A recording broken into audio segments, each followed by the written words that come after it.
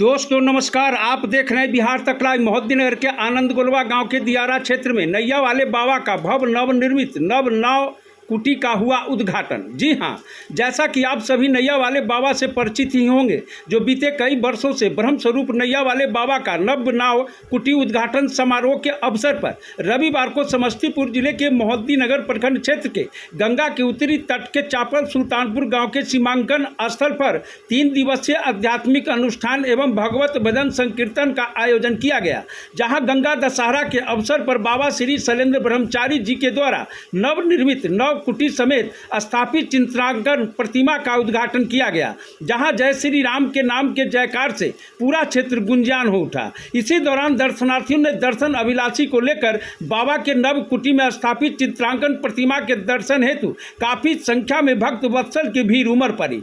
वहीं इस आयोजन के समापन पर भंडारा का आयोजन कर लाखों लाख की संख्या में आए अनुयायियों ने बाबा का प्रसाद ग्रहण किए। वहीं दर्शनाभिलाषी को लेकर आपको बता दूं कि जो भी भक्त नैया वाले बाबा का दर्शन के लिए कुटिया पर जाना चाहते हैं तो कृपया कर इस पते के द्वारा जाया जा सकता है, जो आनंद गोलवा दुर्गा मंदिर से 3 किलोमीटर दक्षिण गंगा तट की ओर जाने वाली सड़क पर अवस्थित है।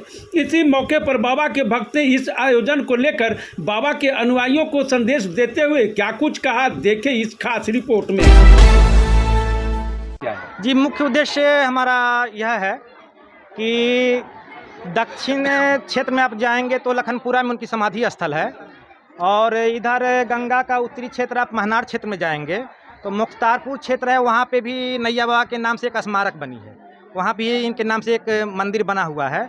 तो इस मोहद्दीनगर पटोरी अनुमंडल क्षेत्र के भक्तों ने तय किया कि हमारे क्षेत्र में भी कुछ ऐसा किया जाए कि इस क्षेत्र के लोगों में नैया बाबा के प्रति जो आस्था रही है वह आस्था आने वाली पीढ़ियों में भी बनी रहे।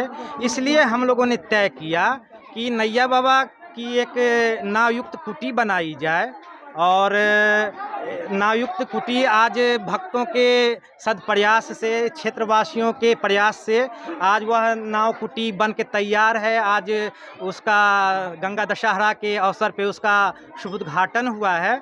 तो आज हम लोग बहुत प्रसन्न हैं, खुशी हो रही है कि नैया बाबा लग रहा है कि आज हमारे बीच मौजूद हैं, हम लोगों को आशीर्वाद दे रहे हैं।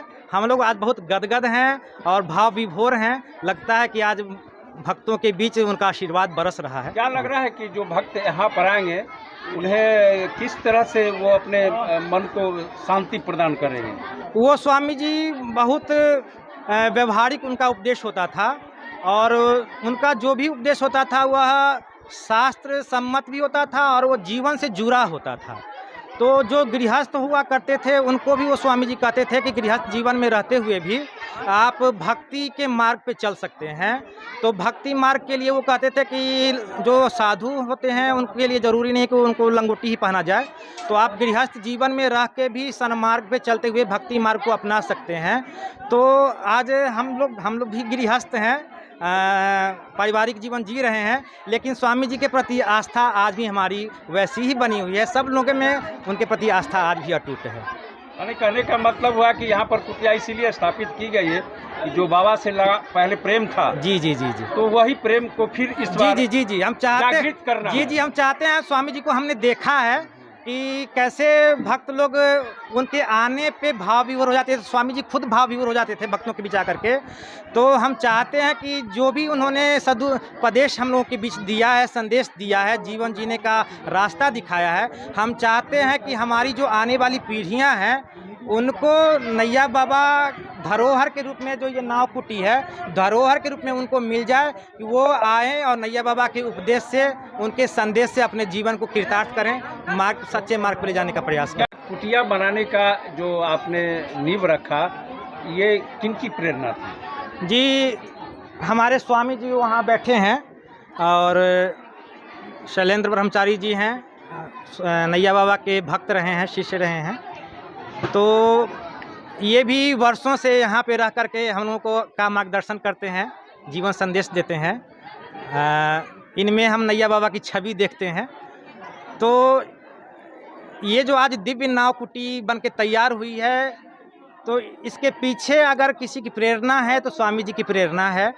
इनका मार्गदर्शन हमें मिला आदेश मिला, निर्देश मिला, आशीर्वाद मिला और आज इनके आशीर्वाद से, इनकी कुशल प्रेरणा से, इनके मार्गदर्शन में आज हम लोग इस दिव्य नाव कुटी को तैयार किए हैं। यह क्षेत्र ऐसा है कि यहाँ पे दूर दूर तक बस्ती नहीं है, शोर शराबा नहीं है और यह आस्था का मुझे लगता है कि समुचित स्थल है यहाँ पे कि आप साधना के लिए यह जो क्षेत्र चुना गया है। आप सुदूर दक्षिण में गंगा जी की निर्मल धारा बहती है और यहाँ से 3 किलोमीटर दूर बस्ती है, पूरब और पश्चिम दूर दूर तक बस्ती नहीं है।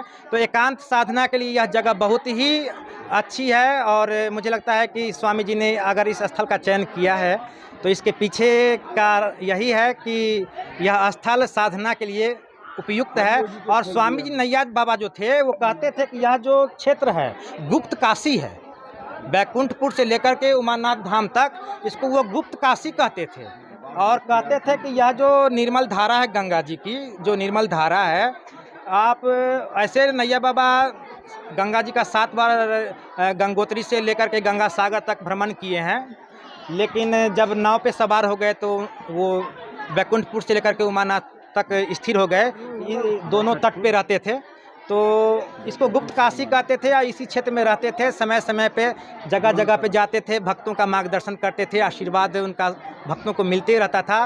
तो यह हम सब के लिए सौभाग्य का दिन है कि आज यह दिन हम को देखना पड़ा। यह बहुत ही खुशी की बात है। आज हम लोग बहुत प्रसन्न हैं। मेरा नाम राकेश कुमार सिंह। मोहिउद्दीन नगर से बिहार तक लाइव के लिए ब्यूरो रिपोर्ट।